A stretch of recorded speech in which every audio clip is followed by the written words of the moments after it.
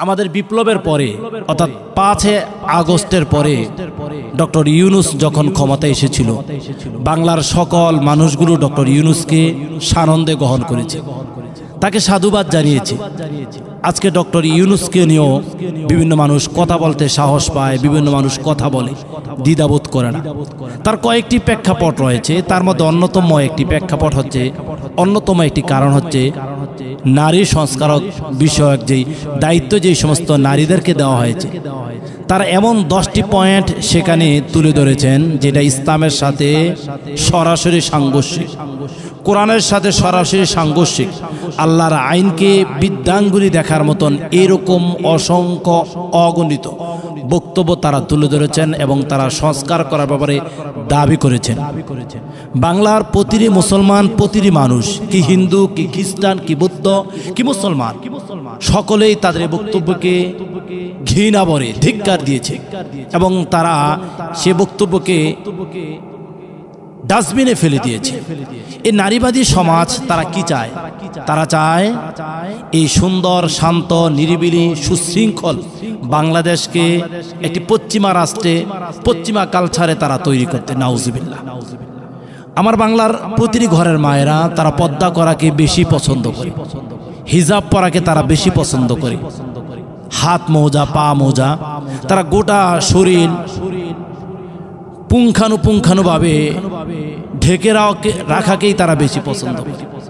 কিন্তু নামদারি, ওই শাহবাগী নাস্তিকদের ন্যায় ওই তাসলিমা নাস্তিনের মতন কিছু নাস্তিক, জঘন্য নিকৃষ্টময় কিছু নারীবাদী সমাজ নারীদের সংস্কারের নামে কিছু তারা বক্তব্য তুলে ধরেছেন, যেটি বাংলার মুসলমান কখনো সেটি মানতে পারে না।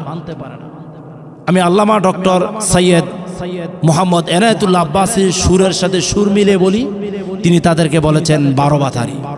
এটা নিকৃষ্টময় শব্দ, জঘন্যময় শব্দ, খারাপ একটি শব্দ। তারপরও আমি ডক্টর সৈয়দ মোহাম্মদ এনায়েতুল্লাহ আব্বাসীর সাথে সুর মিলে বলছি, তারা আসলে মূলত 12 বাতারির চাইতো আরো জঘন্য। তারা পতিতাদের লাইসেন্স তারা চাচ্ছে, নিকৃষ্টময় কাজের লাইসেন্স তারা চাচ্ছে। মেয়ে স্বামীকে তালাক দিতে পারবে, স্বামী মেয়েকে তালাক দিতে পারবে, এই অধিকার তারা চাচ্ছে। বাবার সম্পদের হক ছেলে এবং মেয়ে সমপরিমাণ চাচ্ছে, যেটা আল্লাহ তাআলার বিধিবিধান রয়েছে, আল্লাহ তাআলার হুকুম রয়েছে।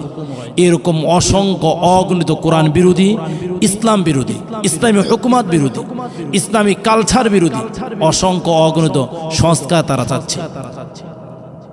ডক্টর ইউনূস যদি এই জঘন্যময়, নিকৃষ্টময় সংস্কারের নামে যদি এগুলো যদি ইস্টাবলিশ যদি করে, প্রতিষ্ঠিত যদি করে, তাহলে ডক্টর ইউনূসও তার ক্ষমতার আসনে বসে থাকতে পারবে না।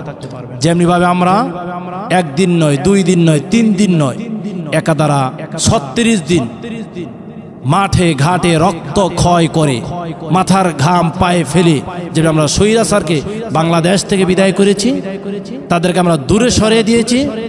মানুষ এখন ঘৃণা ভরে তাদের সকল অবস্থানগুলো বলছে।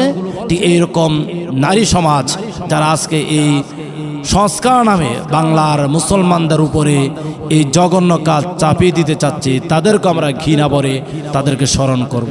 তাদেরকে আমরা ওই তাসলিমা নাস্তির মতন ভারতে পাঠানোর জন্য আমরা এক চুল পরিমাণ দ্বিধাবোধ করব না। আল্লাহ তাআলার কাছে ফরিয়াদ করি, আল্লাহ তাআলা এই সমস্ত জঘন্য 12 বাতারি নারীদের থেকে আমাদেরকে মুক্ত করুক। আল্লাহুম্মা আমিন।